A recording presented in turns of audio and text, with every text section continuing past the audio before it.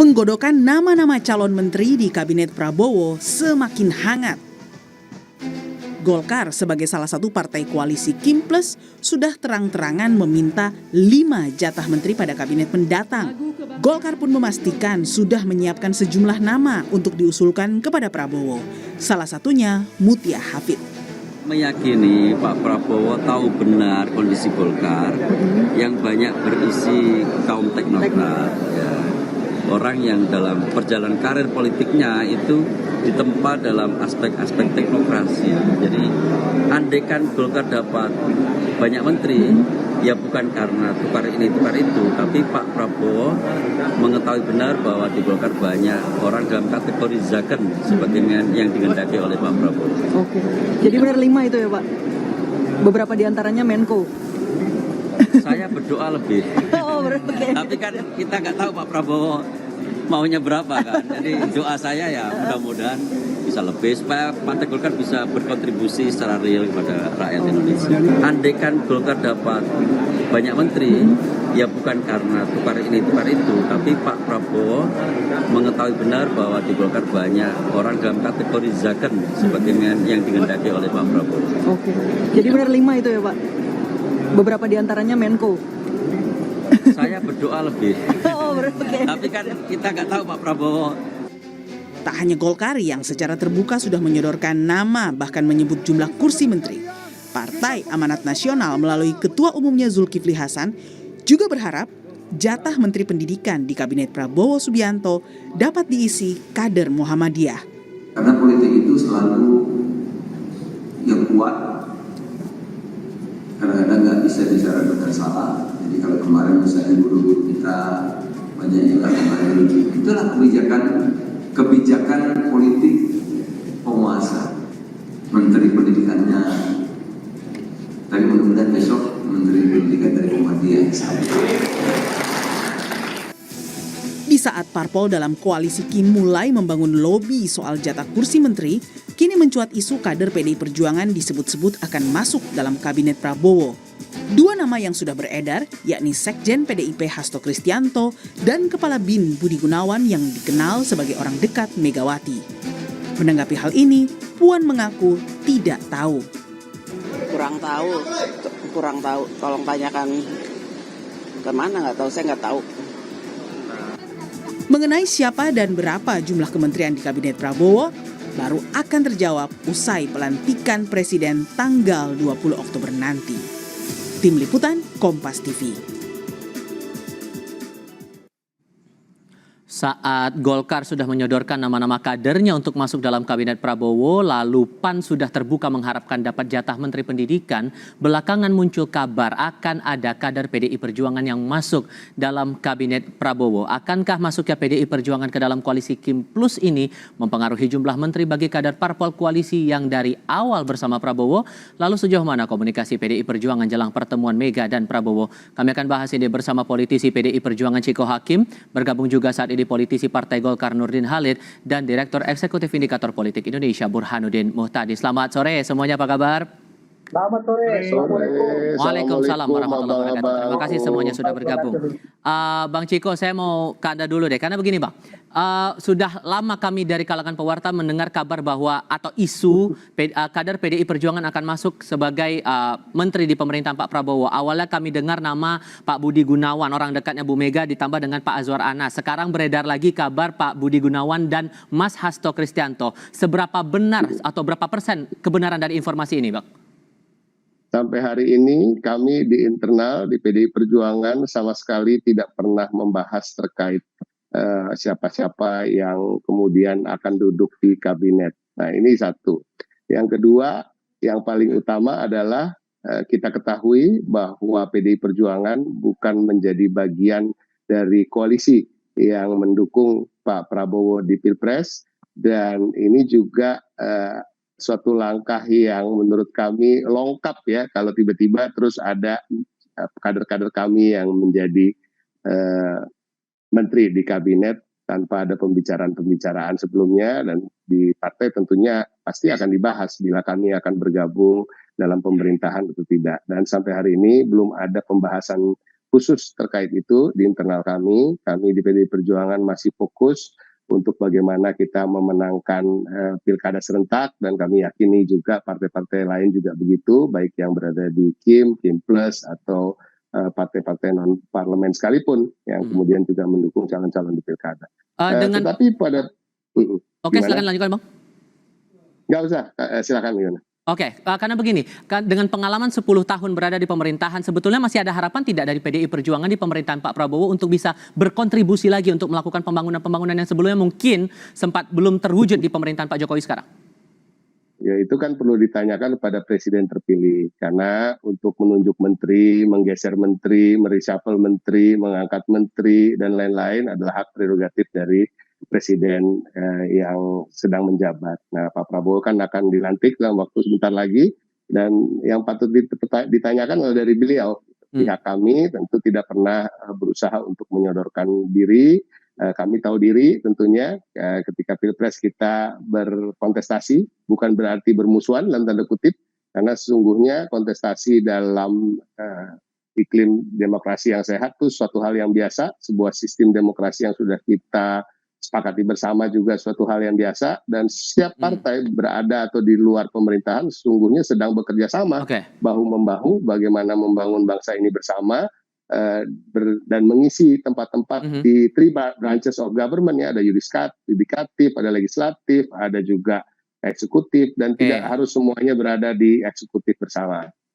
Kalau di Golkar mendengar isu ini gimana meresponnya, terutama di Kim begitu? Apakah merasa terusik kalaupun betul kabar ini benar bahwa ada kader PDI Perjuangan yang akan bergabung ke koalisinya Pak Prabowo Gibran? Bang Nurdin. Saya kira Kim tidak akan terusik, tidak terganggu, kemudian justru sangat mengharapkan. Kenapa? Karena Pak Prabowo seorang pemimpin yang mengedepankan kerjasama, mengedepankan kebersamaan untuk menciptakan kekeluargaan dalam rangka membangun bangsa ini dengan semangat kegotong royongan.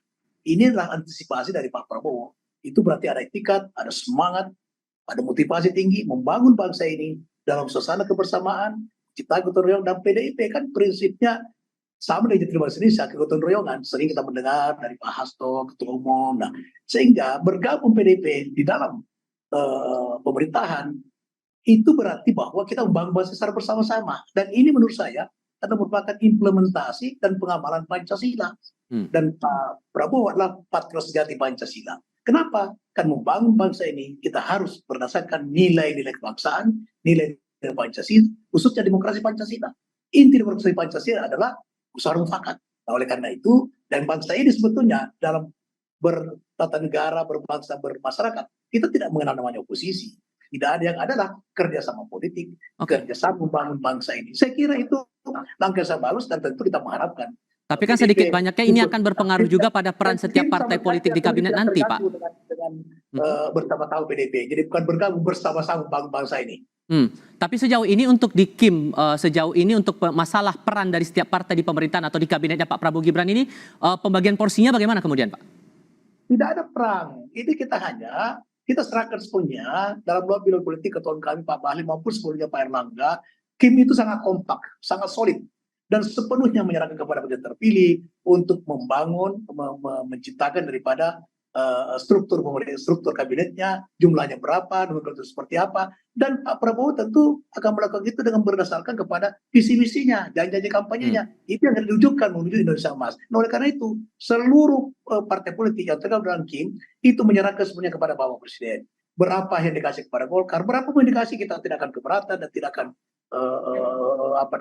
komplain, kita akan minta sepenuhnya, karena Pak Prabowo sudah mengatakan akan membangun bangsa ini dengan kabinet ahli, ya, profesional. Profesional, ya, kita diciptakan dikotomi antara non parpol dengan parpol, ya. Di dalam parpol juga banyak profesionalis, banyak orang ahli dalam parpol itu. Jadi jangan kita mendikotomi antara parpol dengan non parpol dari sisi rekrutmen SDM untuk kabinet yang ada. Mas Burhan, apa yang Anda maknai dari munculnya isu ini? Awalnya kami dengar BG dan Azwar Anas, sekarang BG dan Hasto. Anda memaknai bagaimana kemudian? Tanda-tanda apa ini?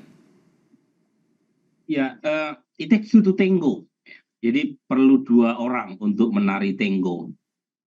Pertama, memang Pak Prabowo itu punya tendensi untuk mengangkut seluruh kekuatan di parlemen ke dalam kekuasaan. Nah, yang kedua, membuktikan bahwa PDI Perjuangan belum sepenuhnya menutup pintu untuk bergabung ke dalam pemerintahan Prabowo.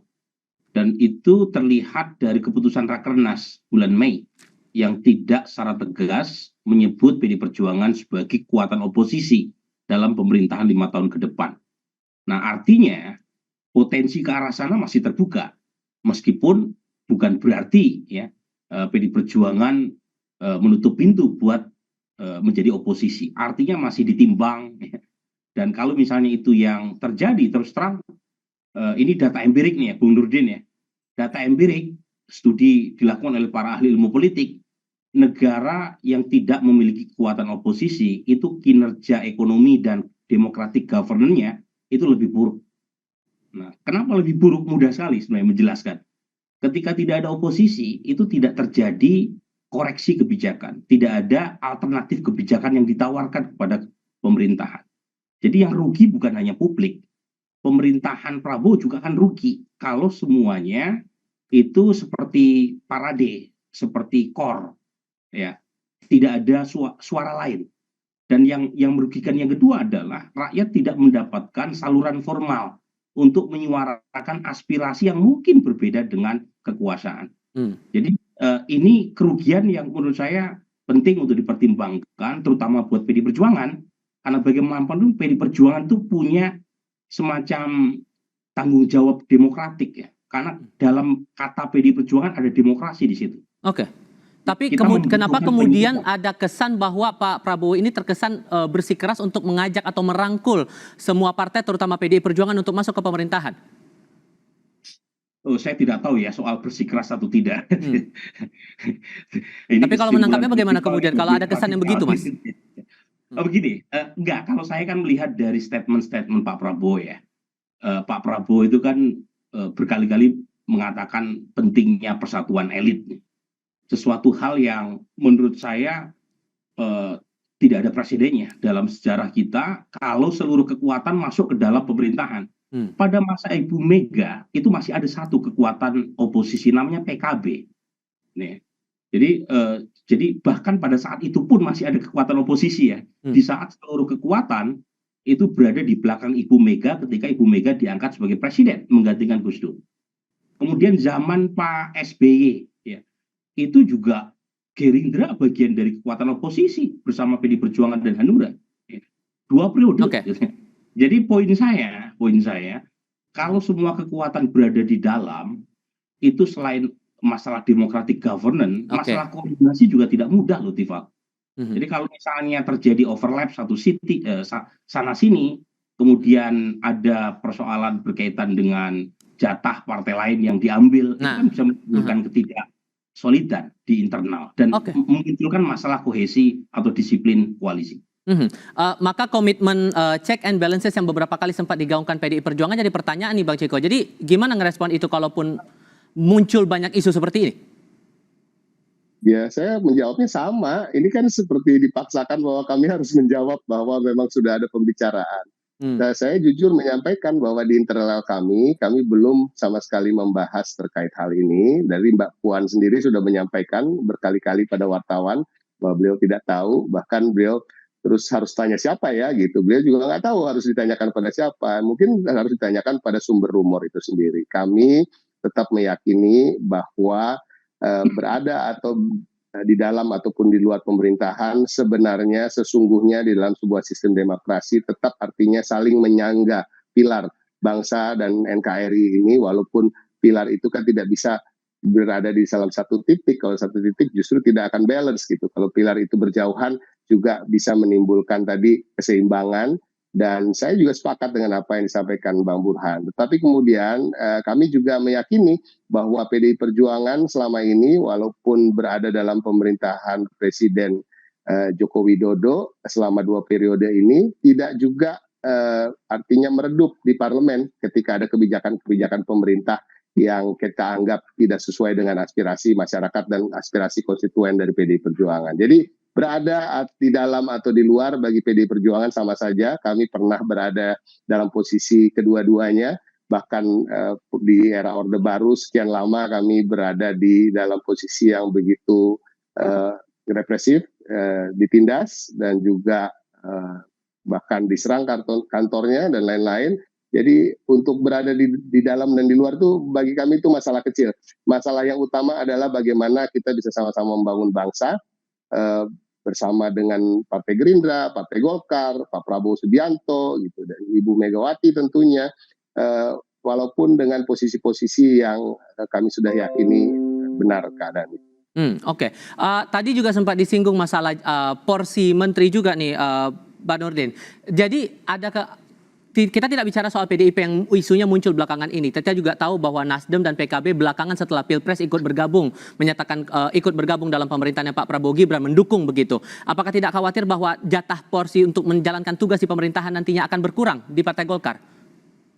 Sebelum ke situ saya mungkin berbeda sedikit dengan pendapat Bung Nurdin dalam soal penerapan oposisi dan tidak oposisi. Mungkin saya berbeda. Kalau di Barat lain memang karena demokrasinya berbeda. Mereka demokrasi parlementer, tidak berbeda dengan kita. Kita demokrasi Pancasila. Dan pengalaman saya sebagai anggota DPR, saya anggota DPR sejak tahun Orde Baru 97 ya. Kita tidak mengenal istilah oposisi. Hanya ada memang partai yang tidak dalam pemerintahan. Tapi tidak kemudian bahwa itu oposisi kan tidak sesuai dengan konstitusi. Yang ada. Dan contoh saja Pak Berdi, dalam penerapannya, menurut saya tidak pernah kita ada oposisi. Contoh sekarang ini. Ya, dan check balances itu tidak hanya bahwa oposisi saja bisa melakukan check balances. Contoh sekarang pansus haji tidak akan terjadi andaikan Partai Golkar dengan partai-partai lain itu tidak setuju dengan itu. Itu bentuk kritikan kita kepada eksekutif. Jadi check balances itu tidak hanya bahwa yang menyandang oposisi untuk melakukan check balances, sekalipun semua dalam pemerintahan nanti. Idealnya gimana kalau tidak ada oposisi, check and balancesnya berjalannya gimana kalau gitu, Bang? Ya contoh saja sekarang pansus haji misalnya. Apakah itu bukan bentuk check balances? Pansus haji, saya tanya Pak Burhan tadi. Itu ya boleh. bentuk dari saya jawab ya, Bung Nurdin ya. Ya. Saya jawab ya. Oke. Pansus haji dugaan saya akan tidak berujung sesuai dengan yang diharapkan oleh publik. Paling ada kesepakatan. Sehingga itu soal lain. Tapi ada proses daripada penafsiran check balances itu.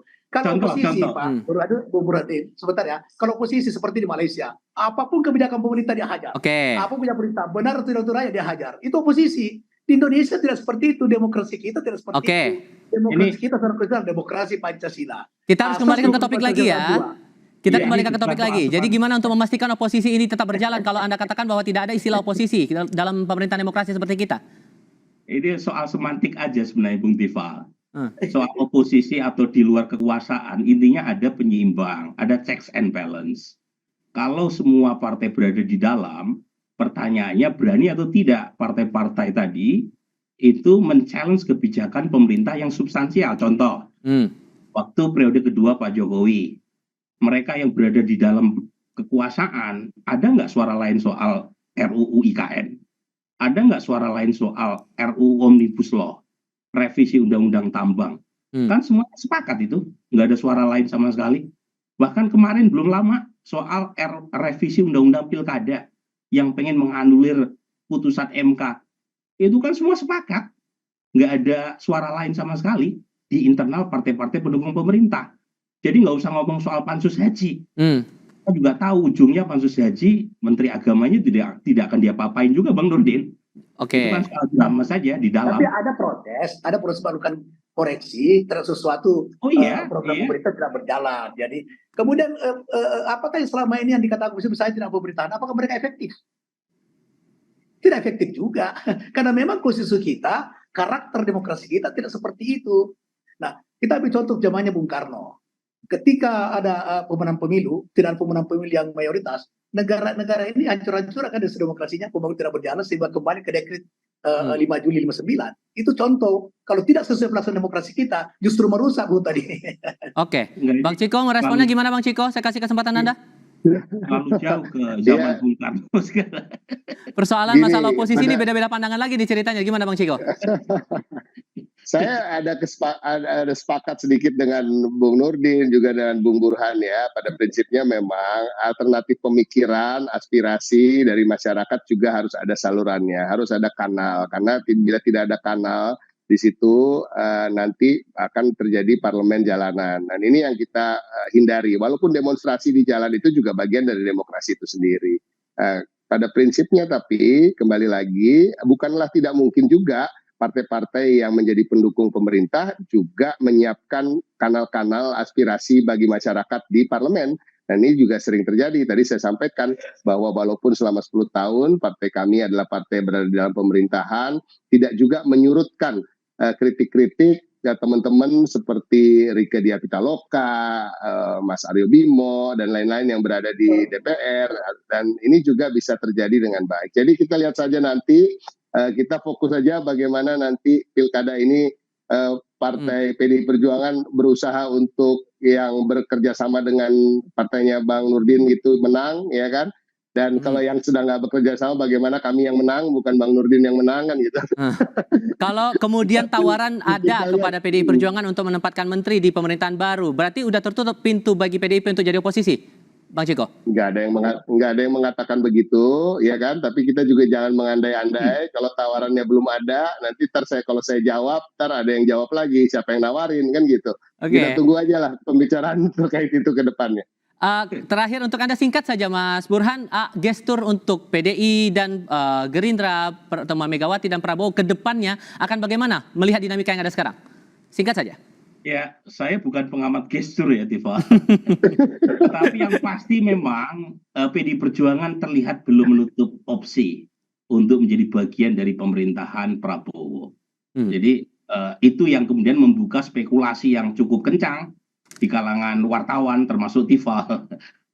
Karena tadi tidak ada statement resmi bahwa 5 tahun ke depan PDI Perjuangan komit sebagai partai oposisi, sehingga spekulasi-spekulasi berkaitan dengan jatah menteri itu akan terus muncul minimal sampai tanggal 20 Oktober ini.